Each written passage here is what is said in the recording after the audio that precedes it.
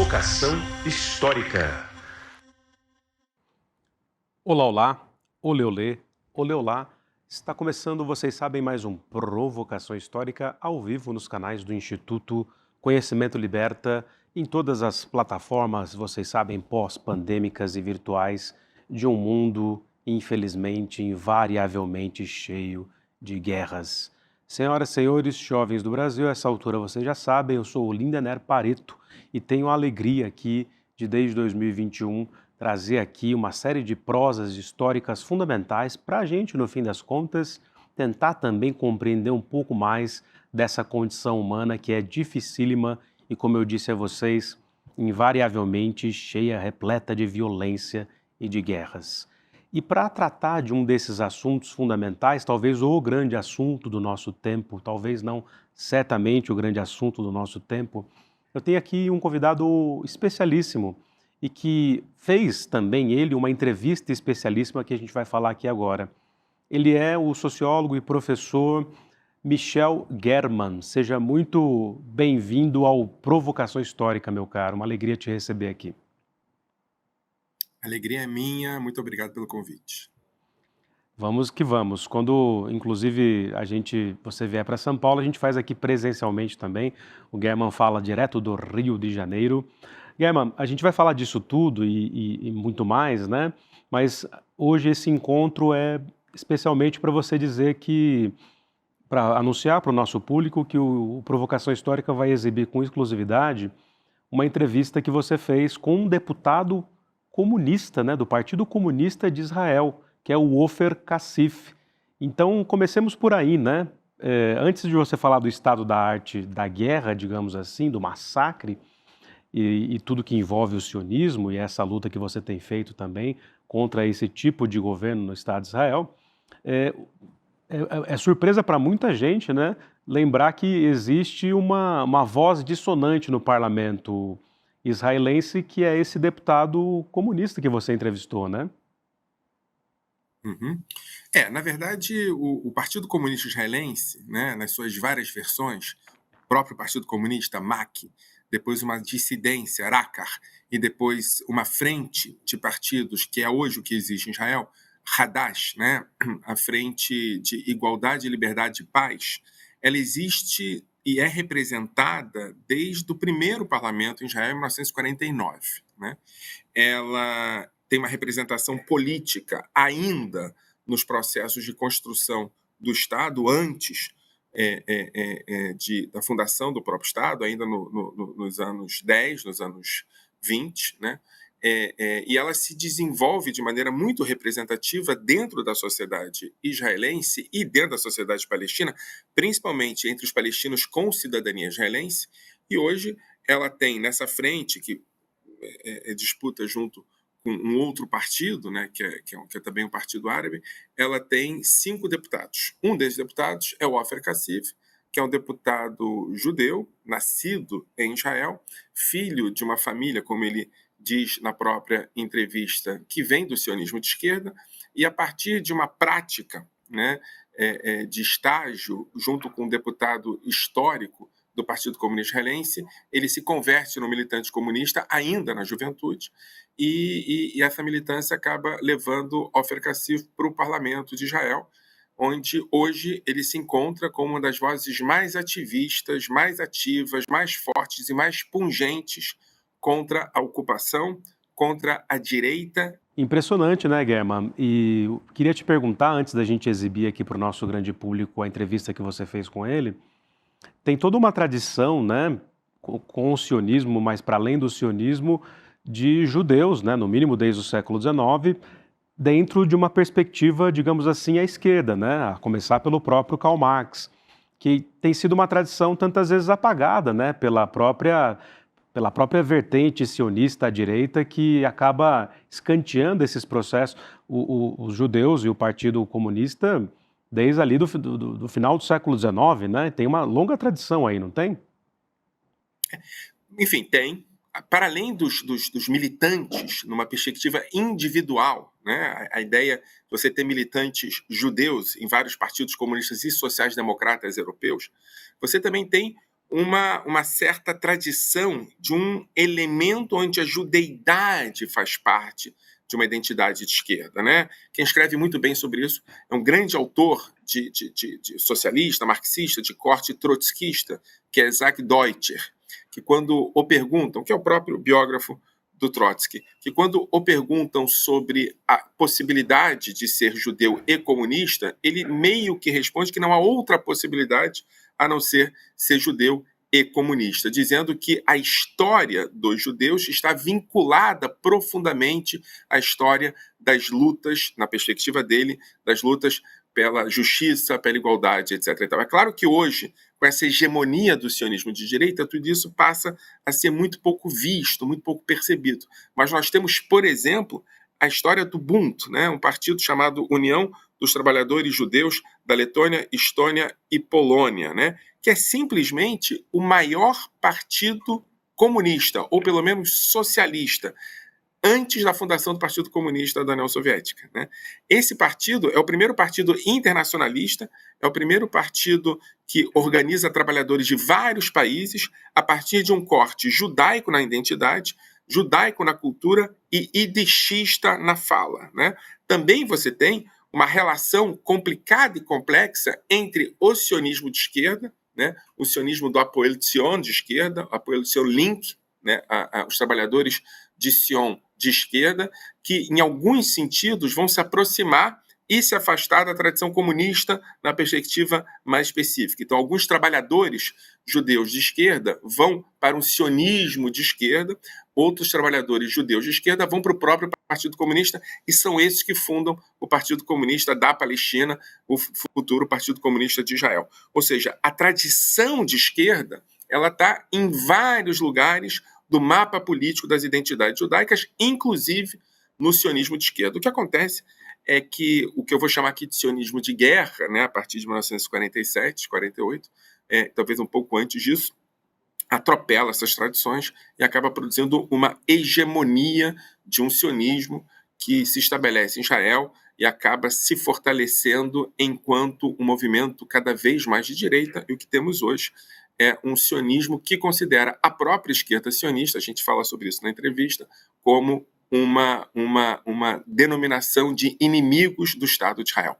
Essa percepção do sionismo que hoje hegemoniza o Estado de Israel, essa em particular, né, acaba produzindo uma noção de inimigos por dentro, né, e é isso que o Ofer Kassif fala. E esses inimigos por dentro são aqueles judeus de esquerda, sionistas ou não sionistas. Essa perspectiva, muito próxima de um fascismo, acaba tendo como uma das suas tarefas calar qualquer coisa que seja democrática, popular, progressista e de esquerda no Estado de Israel, inclusive venda de judeus. Uhum. Impressionante, mais claro e impossível, né, aqui na sua explicação, na perspectiva sociológica, histórica. Não vamos dar mais spoiler aqui, porque você entrevistou o Ofer Kassif. Daqui a pouco o nosso público aqui do ICL, do Provocação Histórica, vai ouvir em primeira mão, exclusivamente aqui essa entrevista. Mas para a gente encaminhar aqui essa primeira parte, essa reta final da primeira parte, portanto, é muito confuso, né, olhar para o noticiário, olhar para os jornais, para a grande imprensa e entender exatamente em que pé que está o massacre, a guerra e tal. Então, se você pudesse, em poucas palavras, eu sei que é difícil, mas explicar para o nosso público o que o Netanyahu está fazendo nesse exato instante em relação à guerra. Não há nenhuma possibilidade no horizonte de paz ou de cessar-fogo? Como que está a coisa? Uhum. Essa semana a gente está numa situação que é uma situação em que as coisas caminharam muito em pouco tempo. Então, qualquer previsão a ser feita agora é temerária e pouco séria, né? Mas o que eu posso dizer é que você tem dois elementos aqui. Você tem o primeiro elemento, que é o ataque e o massacre produzido pelo Hamas em 2023, né? E você tem a reação a isso, né? A reação a isso tem dois momentos muito específicos. A primeira reação a isso é perceber, né, e aqui é fundamental para entender a crise que o sionismo se coloca, é perceber que um dos elementos fundamentais do sionismo, né, ou pelo menos uma das referências fundamentais ideológicas do sionismo, que é garantir a proteção aos judeus em Israel, ela foi descartada, né? O que acontece em 23 coloca o sionismo como tendo que lidar com uma crise que é inédita, pelo menos inédita nos últimos 70 anos, né? Que é explicar para a população em Israel que ele não deu conta de proteger essa população de um adversário, um inimigo, um grupo infinitamente mais fraco militarmente do que ele. Esse é o primeiro momento. O segundo momento é a percepção de Netanyahu, do governo de Israel e de setores importantes da sociedade israelense, de que esse ataque, esse massacre, essa perspectiva genocidária produzida a partir da resposta que Israel vai dar ainda em 23 é uma possibilidade. Acho que esse é o elemento fundamental para a gente entender. E Netanyahu e seus aliados entendem o que acontece em Gaza hoje como uma possibilidade. Né? Uma possibilidade de quê? Uma possibilidade de não sair do poder, de justificar o que está acontecendo hoje em Gaza a partir de transformações fundamentais no governo de Israel e nas estruturas de governo de Israel. Né? Nesse sentido, qualquer possibilidade de crítica mais aprofundada contra o que Israel está fazendo é considerada, Ofer Kassi fala disso na entrevista, como uma demonstração de antissemitismo. Né? Qualquer crítica mais profunda sobre o que está acontecendo é considerada uma prática de traição. Né? Mas mais do que isso, hoje um dos aliados mais fundamentais do governo Netanyahu, inclusive ele próprio, vem de uma gramática messiânica judaica, né? Onde, na verdade, nada disso parece temerário. Na perspectiva do messianismo judaico, tanto o ataque do Hamas quanto a resposta ao ataque do Hamas são elementos que eles esperavam numa perspectiva teológica, teocrática e messiânica para poder responder. Essa perspectiva, esse programa desse grupo messiânico de extrema-direita é a retomada de Gaza, é a ocupação de Gaza, é a colocação de colônias em Gaza. Né? Esse é o primeiro elemento ideológico. O primeiro elemento ideológico é que há uma percepção de que o massacre, o genocídio ocorrido hoje em Gaza, e quando eu estou falando de genocídio, eu estou falando a partir do que o próprio governo de Israel fala, do que as próprias falas do governo de Israel dizem. Quer dizer, a ideia de genocídio é uma ideia de prática, mas também é uma ideia de política. Né? A gente pode ver na gramática política desse governo que a perspectiva de genocídio está no horizonte. Né? E genocídio como limpeza étnica, genocídio como deslocamento de população, e genocídio como morte indiscriminada de populações em nome de uma perspectiva de segurança. Né? Essas dimensões elas são acionadas por essa direita messiânica a partir da perspectiva de que o que acontece hoje em Gaza é uma possibilidade de retomada de Gaza, inclusive de reconstrução das colônias em Gaza, ou seja, da construção de um Estado ou da construção do elemento de apartheid de maneira mais clara e aberta também em Gaza. Né? Esse é o primeiro elemento. E o segundo elemento, também ideológico, mas uma ideologia a partir de uma perspectiva muito pragmática, tem a ver com o próprio Netanyahu, que percebe que a guerra em Gaza, nos seus termos, é uma possibilidade concreta dele nunca sair do poder, ou só sair do poder quando as condições assim permitirem. Né? Netanyahu sonha com uma guerra interminável. Qual é o objetivo de Netanyahu em Gaza? Ele ainda não falou sobre isso. A derrota do Hamas não parece exatamente um elemento em que ele joga a favor disso, porque derrotar uma ideia é impossível, e todo mundo sabe disso, né? A gente pode ver o Afeganistão, a gente pode ver o nazismo, né? A ideia como derrota é impossível. A libertação dos reféns, ele está fazendo de tudo para que os reféns não sejam libertados, reféns sequestrados em outubro de 23, né? Então qual é o objetivo? O objetivo é uma guerra interminável. Netanyahu está lidando com acusações graves de corrupção e cada vez mais graves, inclusive com Qatar Gate, de contato com o Estado inimigo. Né? Então, ele precisa que essa guerra nunca mais termine e que essa guerra se transforme numa guerra constante e absolutamente necessária para a sua sobrevivência política, sua e de seus aliados. Então a gente tem dois elementos aqui que impedem que essa guerra termine, que esse massacre termine, que as práticas genocidárias cessem. O primeiro elemento é a perspectiva efetivamente ideológica, no sentido mais estrito da palavra, de uma reocupação de Gaza pelos colonos israelenses e judeus, né? A partir de um aumento da prática do apartheid dentro dos territórios também de Gaza. O que acontece na Cisjordânia, acontecer em Gaza.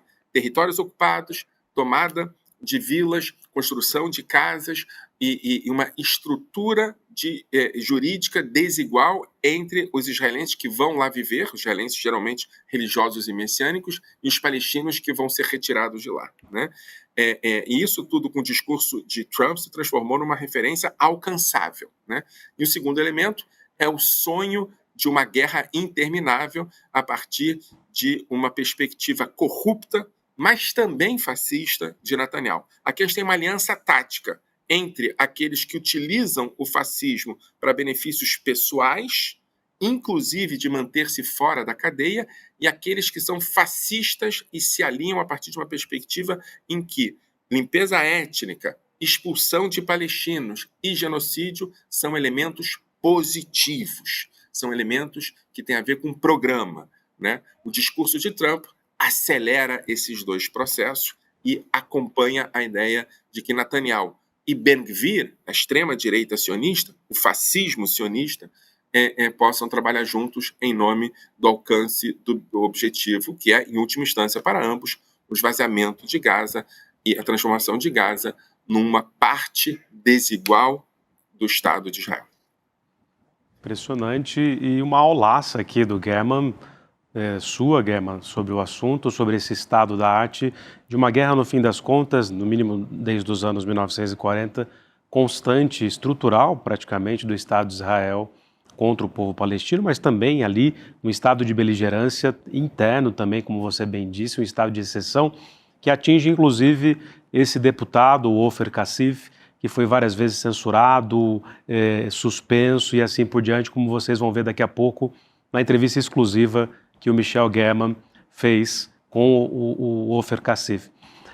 Mas antes de ir aqui para a reta final e encerrarmos essa primeira parte, German, eu queria aqui anunciar a você, ao nosso grande público do Instituto Conhecimento Liberta, que a nossa pós-graduação Repensando o Brasil, Sociedade Política e História vai inaugurar a sua segunda turma. A primeira foi um sucesso retumbante, mais de 4.000 pessoas matriculadas nessa pós-graduação, que tem disciplinas com Ladislau Dalbó, com Muniz Sodré, com Gessé Souza, Marilena Chauí.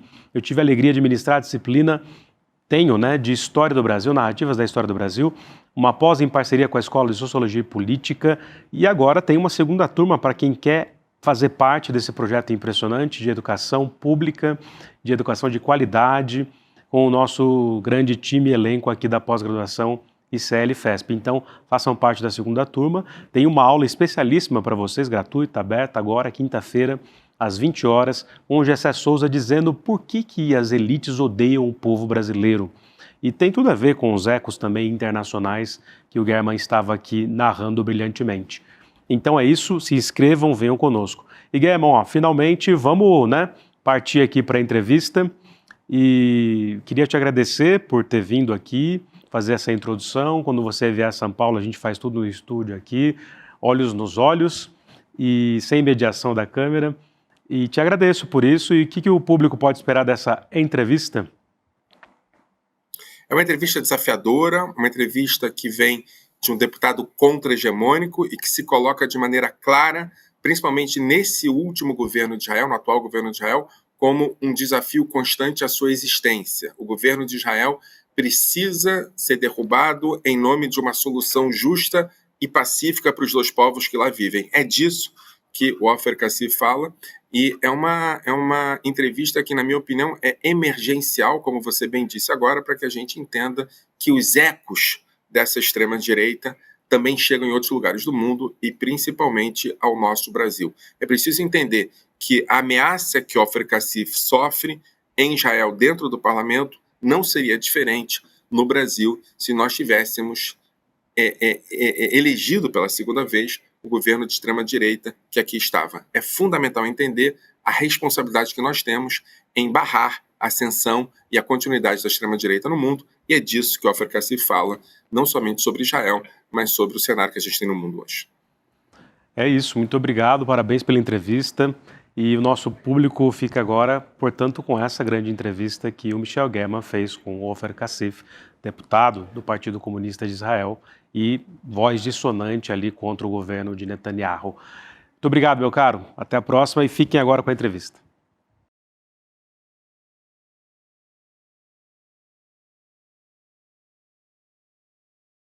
Estoy acá con Ofer Kasif, que es un diputado de Parlamento israelí, de Knesset. Vamos a hacer la entrevista en español. Algunas cosas entre español y portugués, pero en español más de las veces. Y si hay algún problema, cambiamos para hebreo o para inglés, pero nuestra intención es que nuestros espectadores puedan comprender.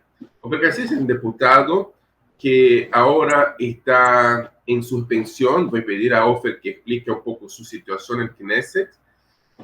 Pero también es un politólogo, es un cientista social que trabaja en sus investigaciones sobre las crisis de la democracia. Vamos a hablar sobre esto, sobre la cuestión de democracia israelí y sobre la situación que tenemos hoy en Gaza. Buenos días, Ofer, ¿qué tal? ¿Cómo estás? ¿Cómo estás? Buenas tardes acá, ¿sí? Buenos días para ustedes. ¿Cuál es tu situación hoy? Tú eres un diputado por la Frente de Hadash-Ta'al, la Frente del Partido Comunista, junto con partidos árabes, ahora un partido árabe. Tú estás ocupando la función que fue de Meir Vilner, que fue, tú fuiste el auxiliar parlamentario, después de Tamar Bojansky, después de Dov Shamin, y hoy tú estás como diputado, pero no estás exactamente en el Parlamento. ¿Qué pasó con vos? ¿Qué pasa con la situación formal tuya en Knesset de Israel hoy? Primero que nada, no es exactamente como dijiste, si puedo decir, por favor, Claro. que como tengo en función que tenía antes Dov o Tamar o Meir o alguien, porque nosotros siempre estuvimos durante todos los años, el Partido Comunista existe desde 1919, bajo nombres diferentes, pero siempre era como un valor muy importante para nosotros, como parte de la internacional de los comunistas, que a estar o a funcionar como un movimiento izquierdista, claro, socialista y internacionalista, y por eso palestinos, judíos, somos juntos durante todos los años como un valor, no es como una función mío de otro, es parte del valor de la estructura del partido y como dijiste también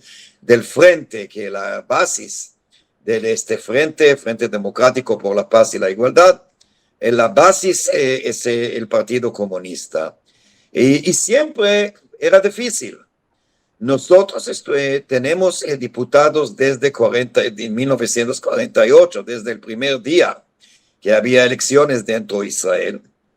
Israel como un estado existe desde 48, por supuesto.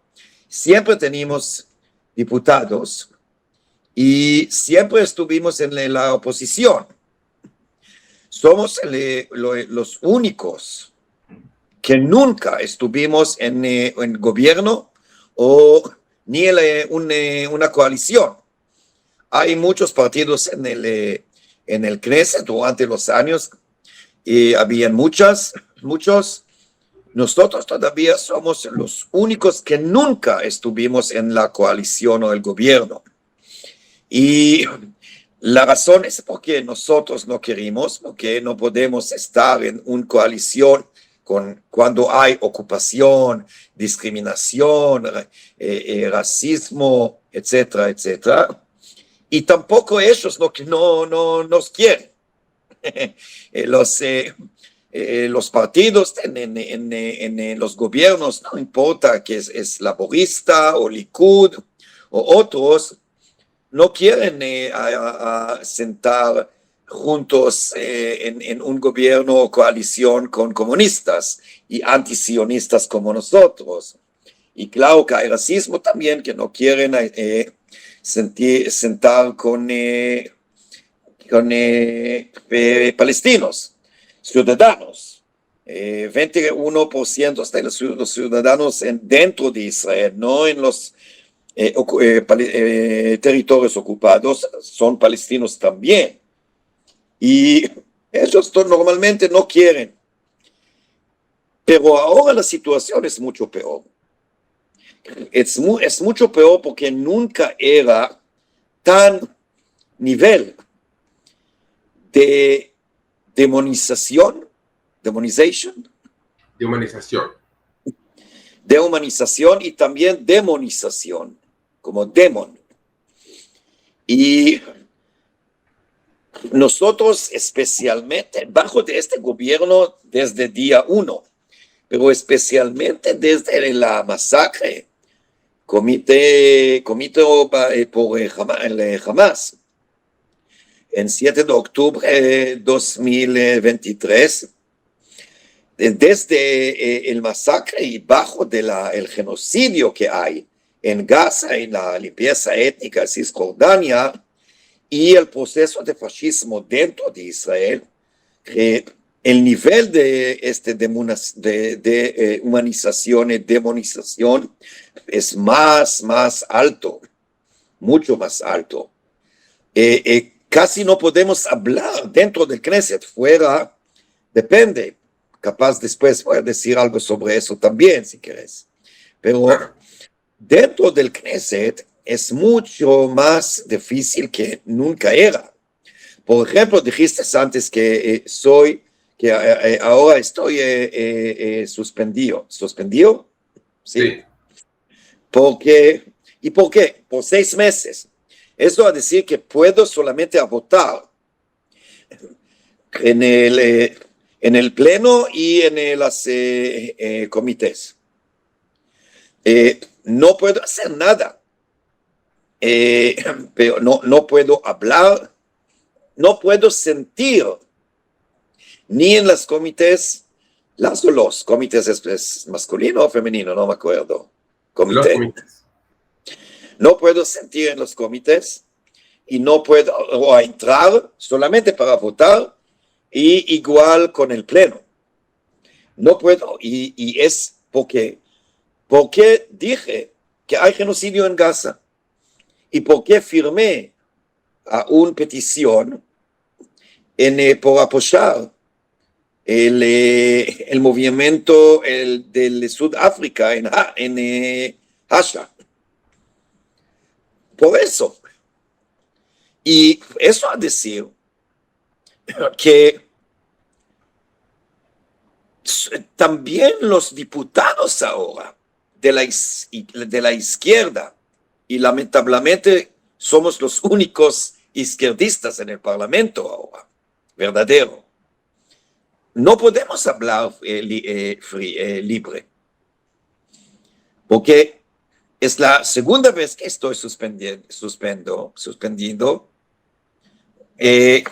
y otra camarada diputada del partido también, hace un año también era suspendida, y hay intentos, ¿cómo se dice? Tentativas. ¿Cómo? Tentativas. ¿Tentativas? Ok. A impeach, ¿cómo se dice? A impeach. Sí, impeachment. Los diputados solamente de nuestra fracción. En febrero, no este febrero, hace un año, en febrero de 1924, había un atento a impeach, a sacarme del Parlamento por siempre, solamente otra vez porque firmé esta petición de Sudáfrica. Y, por ejemplo, dentro del Knesset no podemos decir libre que hay genocidio en Gaza. No se O puede. limpieza étnica. No podemos. Si alguien, un diputado, está en el pleno y tiene el derecho para hablar, que es su turno, no que grita del pleno, ¿sí? Que es su turno a hablar, y dice algo sobre el genocidio, en un segundo está afuera. Es más difícil. Y Y claro que fuera del Knesset, del Parlamento, por los ciudadanos en general, la situación es mucho peor. Por Claro. eso, no es solamente los crímenes de guerra, crímenes contra la humanidad que el gobierno de Israel hace en Gaza y Cisjordania, y no es también el fascismo dentro de Israel. Este es el punto. Me parece que los crímenes en Gaza, la situación en la Cisjordania también, que está terrible, la situación de los pogroms contra Claro. los palestinos en Cisjordania, pero me parece que poco se habla acá en Brasil, en Sudamérica, sobre la situación del avance del fascismo en la sociedad israelí. Y vos, yo tengo acompañado los discursos y sobre vos como un ejemplo, y acá es el punto que quería escuchar a vos, un ejemplo de antisemitismo. Hay una cuestión acá que es la utilización, la instrumentalización del antisemitismo, que es un fenómeno muy importante, pero que la derecha está utilizando para callar la gente de izquierda. En Estados Unidos está muy fuerte, acá en Brasil también, pero más que nunca en Israel. Gente como vos está considerada, y no solamente vos, gente de partido Meretz o gente de la izquierda sionista está considerada también antisemita. ¿Qué te parece de esta situación? Mira, es una manipulación muy feo que hace los dos partes. Es muy interesante a decir porque los dos, que voy a explicar, los dos partes son partes del mismo modelo. ¿Y qué tengo que decir? Por un lado hay el gobierno de Israel, pero no solamente el gobierno, la mayoría de la oposición en el Parlamento y en las calles también, siempre dice que cada criticismo contra la política del gobierno de Israel o resistencia al gobierno de Israel, automáticamente acá es נחשב,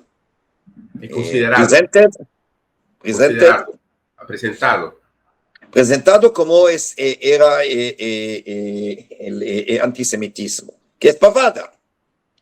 Pero al mismo tiempo, y es el otro parte de la modera, puedo decir eso como en inglés, en hebreo, dos partes de la modera, como una frase. Dice, al mismo tiempo, ¿quién es el otro parte que dice el mismo? Los antisemitistas,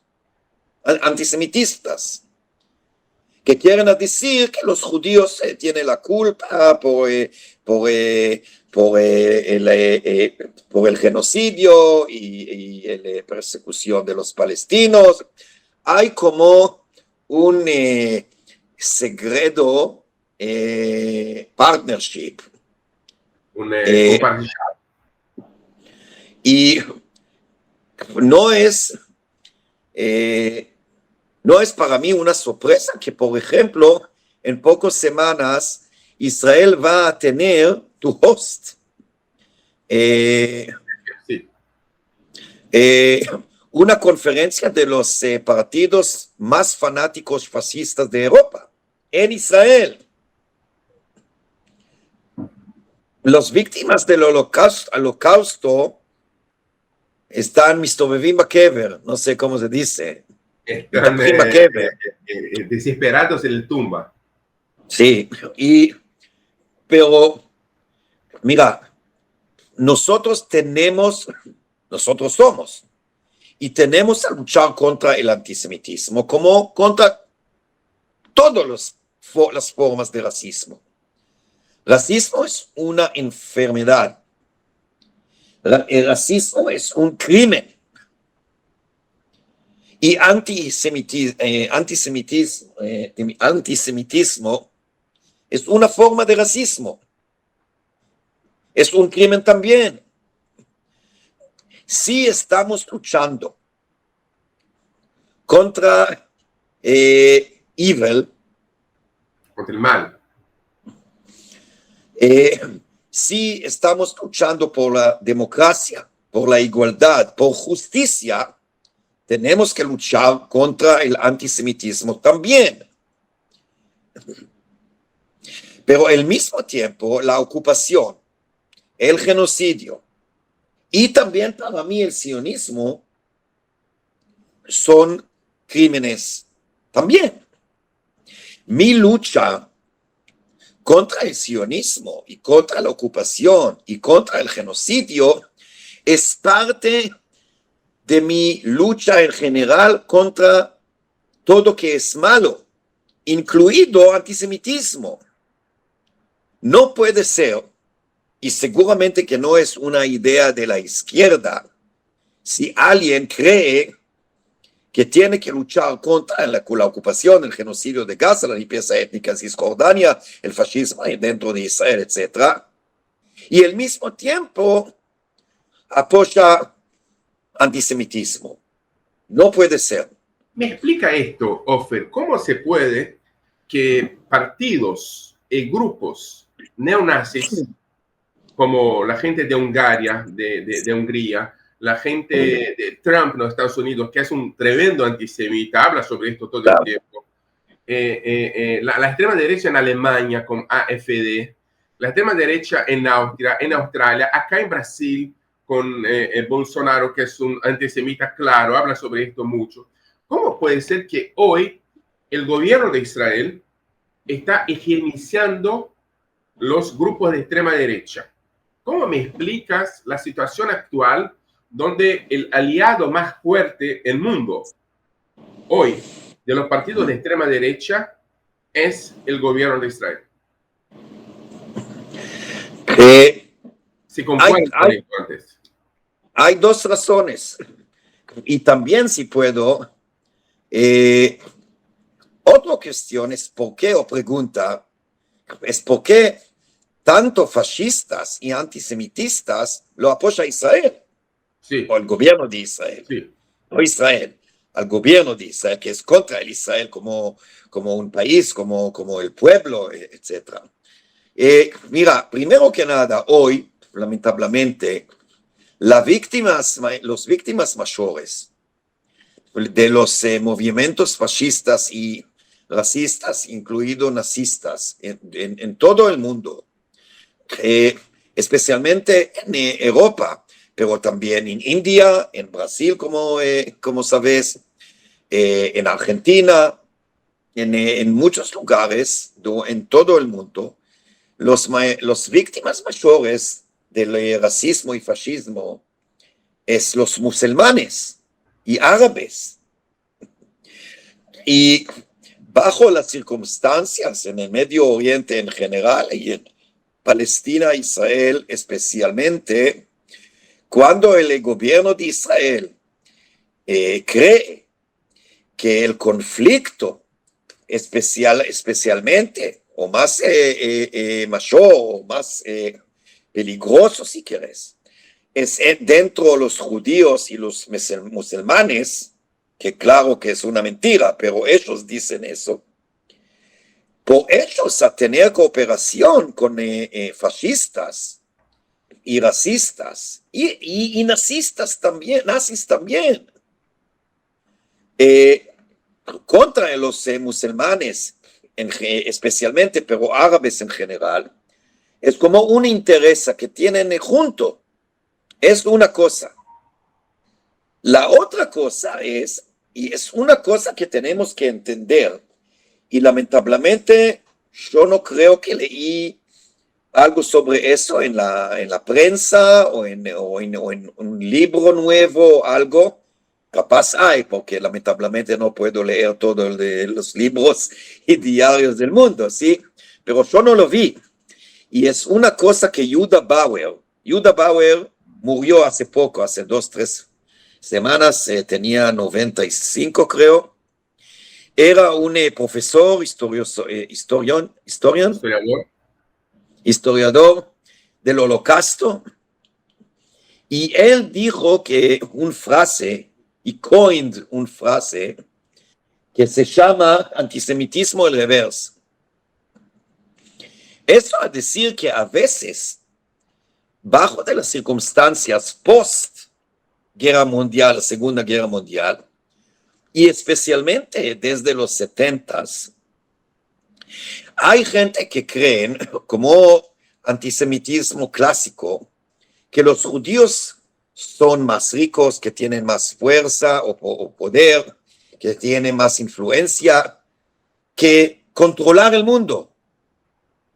Pero sí, en el pasado, por eso muchos de los antisemitistas, por eso dijeron que tienen que matar o deportar, expulsar los judíos de un país o otro. Ahora creen que tienen que trabajar con los judíos. Es como en hebreo hay una frase, si puedes traducir, en inglés también, if you cannot beat them, join them. Si no puede contra ellos, se junta a ellos. Y parte de eso, y eso puedes decir, saber y ver con Orbán, por ejemplo, en Hungría,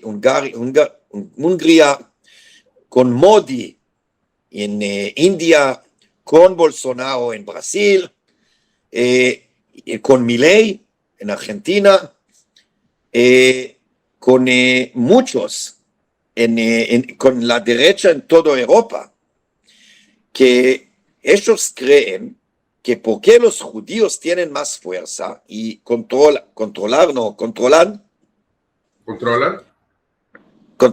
el mundo, los judíos y el país de los judíos, que es Israel, por ellos es el camino más abierto y seguro por el cerebro de Estados Unidos y por la plata de Estados Unidos. Y eso parte es muy importante. ¿Cómo? Es un filosemitismo antisemita. Sí, eso. Por eso es como, para mí, tenemos que entender esta frase de Yehuda Bauer. En hebreo se llama antisemיות הפוכה o antisemיות positivit. Y como antisemitismo el reverso, no sé, o antisemitismo positivo. Eso no va a decir que el antisemitismo es positivo como un valor. Claro que no. Pero a decir que por el antisemitismo tenemos que trabajar con los judíos. No porque, no porque tenemos simpatía por ellos. El reverso. Todavía como antisemitistas le odio a los judíos, pero creen que no pueden ganarlo. No es menos peligroso y feo. Claro. Para nada. Claro, perfecto. Y continuando en esta perspectiva, hablamos por teléfono, Ofer, y hablamos sobre el golpe de Estado, el golpe contra las estructuras democráticas que todavía aún existían en Israel, sí, por el Coelet, por el Instituto Coelet, que es un modelo, sí, para la derecha. O sea, sí, acá en Brasil es un grupo de academia o cuasi academia. Ultraliberal, neofascista, que está impugnando una perspectiva en Israel, y que notamos que hay otros sitios donde esta perspectiva neosionista se acrecenta en otros sitios. ¿Tú crees que la revolución es un concepto que ustedes usan en hebreo, pero que para mí no hace sentido, que el golpe contra la democracia en Israel es un modelo para los golpes contra la democracia en otros sitios? ¿O no? Sí, por un lado, el gobierno de Israel en general, especialmente Netanyahu, estudiaron de los ejemplos de Hungría, por ejemplo, o Polonia, y India y Filipinos, ¿cómo se dice en castellano? Filipinas y otros lugares. Pero sabes que en Ana Karenina hay una frase que cada familia es miserable y en su forma. El mismo es acá. Cada sociedad es fascista en otra forma. Y claro que hay conexiones y un estado estudia de otra, pero siempre hay cosas locales que son diferentes y particulares. Y en eso el gobierno de Israel y Netanyahu estudió de Orban, por ejemplo, y creo que es el ejemplo más mayor por Netanyahu. Y otros países estudiaron de Netanyahu y el gobierno de Israel. Ujú. Lamentablemente hay una ola en los últimos años de fascismo en todo el mundo. Todo el mundo, hay demasiados ejemplos también en Europa. Y claro que ahora que pasa en Estados Unidos, claro que es más peligroso porque por la fuerza y el poder que tiene. Pero seguramente que hay como un pacto dentro de los fascistas, incluido Netanyahu. ¿Te parece que hay alguna posibilidad?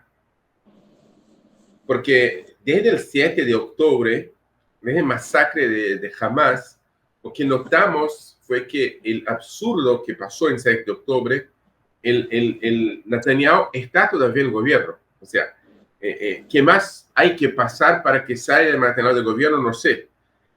¿Hay alguna posibilidad de optimismo en la sociedad israelí, en la unidad árabe-judía en la sociedad israelí? ¿Hay alguna posibilidad que tú estás viendo ahora de optimismo de la salida de Netanyahu de un lado y la posibilidad de otras perspectivas para la sociedad israelí? O sea, el fascismo de un lado, pero hay una unidad, hay una unión entre palestinos ciudadanos de Israel y judíos ciudadanos de Israel, ¿o no? Mira, Antonio Gramsci dijo que tenemos como socialistas a tener pesimismo del intelecto y optimismo de la voluntad o de la corazón.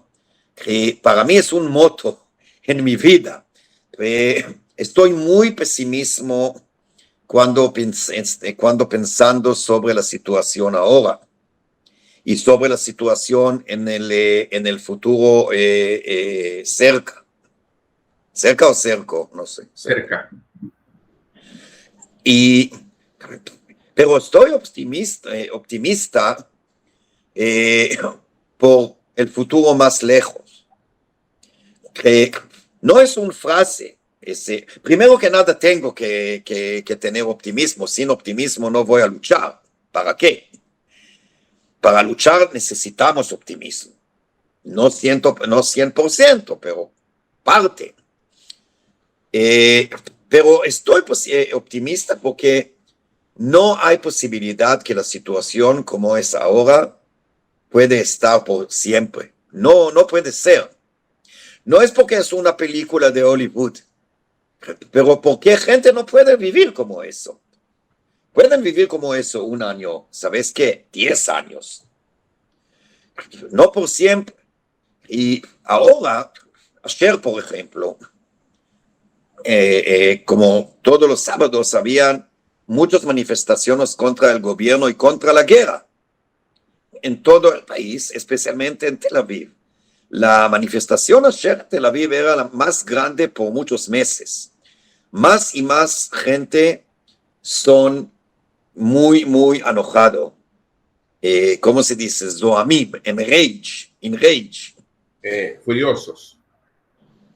Y contra el gobierno y contra Netanyahu, porque ahora, mira, disculpe por decir eso. Yo tenía una entrevista en 8 de octubre 23, un día después del masacre.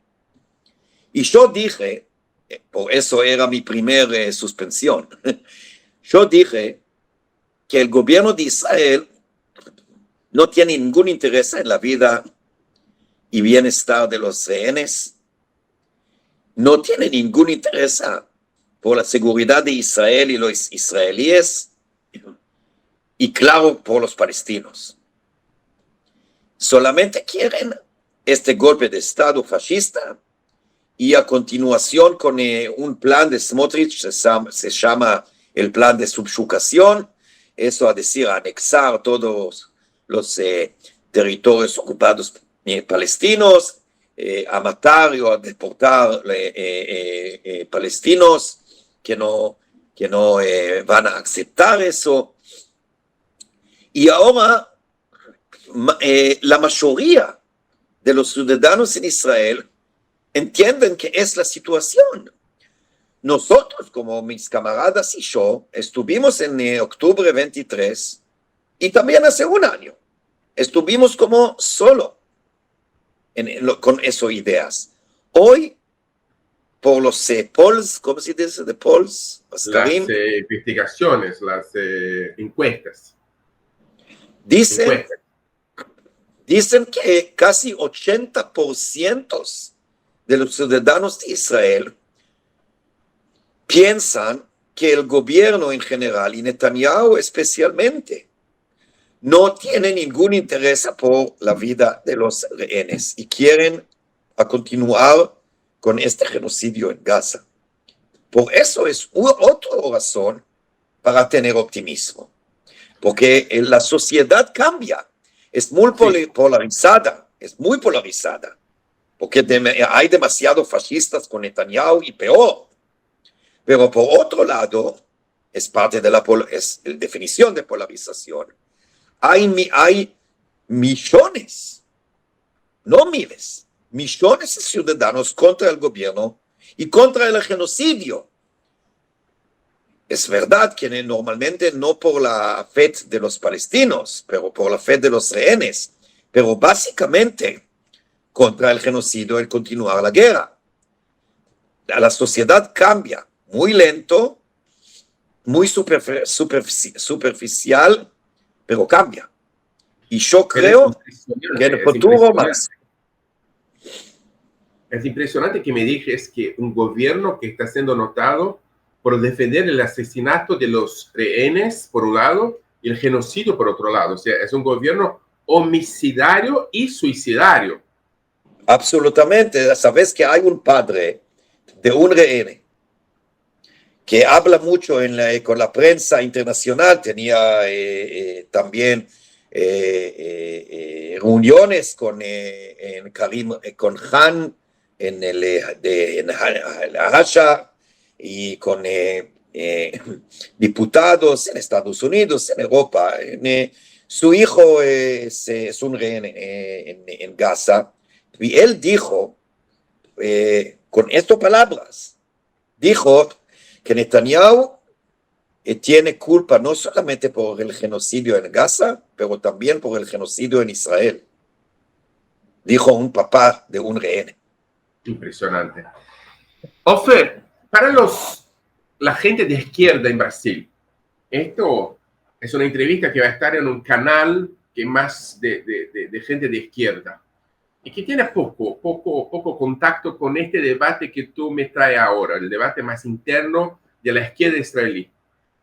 ¿Qué ibas a decir para la gente de izquierda que hoy mira hacia la situación de la fascización en el mundo, en Israel, y no sabe muy cómo se situar? ¿Tú tienes alguna cosa a decir para nuestros colegas, compañeros de la izquierda brasileña? Solamente a decir otra vez que dije antes. Primero que nada, hacer un distinction, separación. Una diferenciación, sí, separación. Entre antisionismo y antisemitismo. Los dos no solamente son diferentes, son en contradicción. Por ejemplo, yo soy antisionista porque soy antirracismo. Y porque soy antirracismo, soy antisemitismo. Todos tienen que adoptar para mí. Porque si alguien es antisemitista, antisemita. Si alguien es antisemita y creen que todos los judíos son iguales, todos quieren plata, todos tienen fuerza o poder y controlan el mundo. Primero que nada es mentira, es pavada. Es una teoría de conspiración muy estúpida. Pero más importante, moralmente, es pasul. Es prohibido, no se puede. Y es malo, es evil. Y si alguien en realidad, profundamente, tiene interés en justicia, la justicia es universal. No hay una justicia por X en otra justicia por Y. La justicia es universal.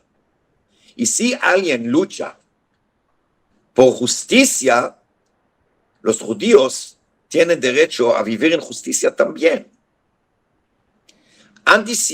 Antisionismo es una objeción a una ideología y práctica. Es totalmente legítimo. Para mí es una obligación. Antisemitismo, como todos los tipos de racismo, es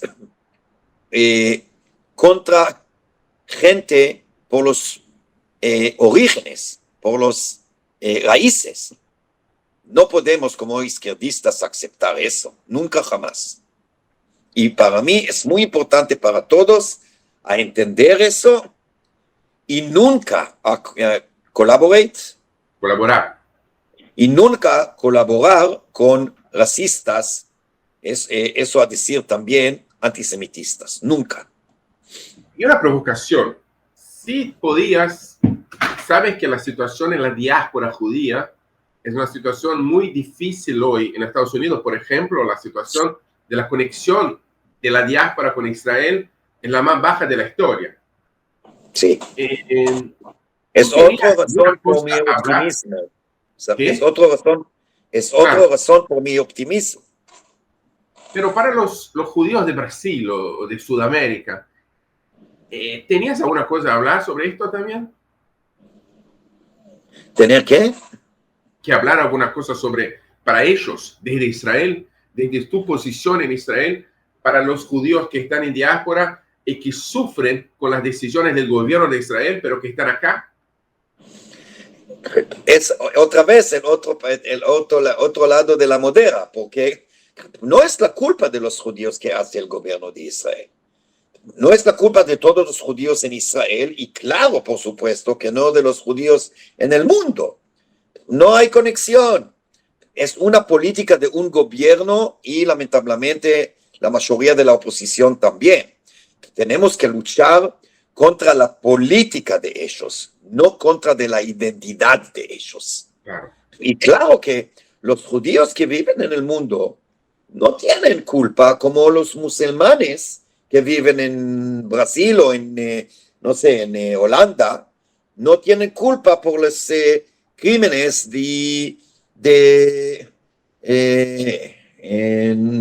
no sé, de Siria. Es ridículo.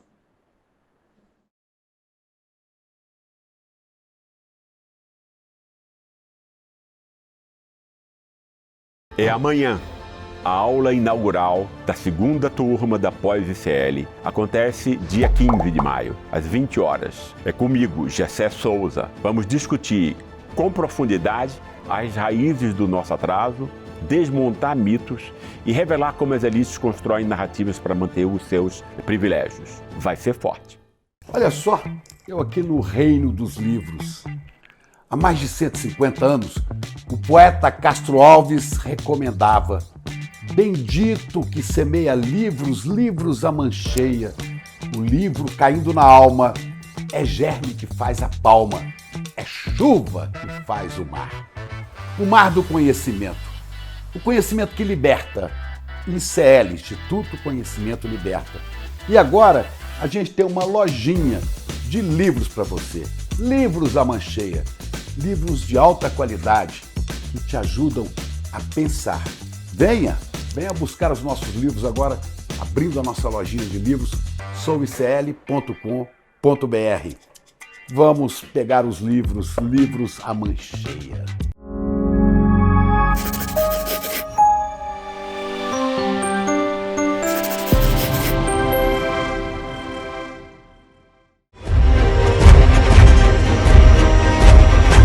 Provocação histórica.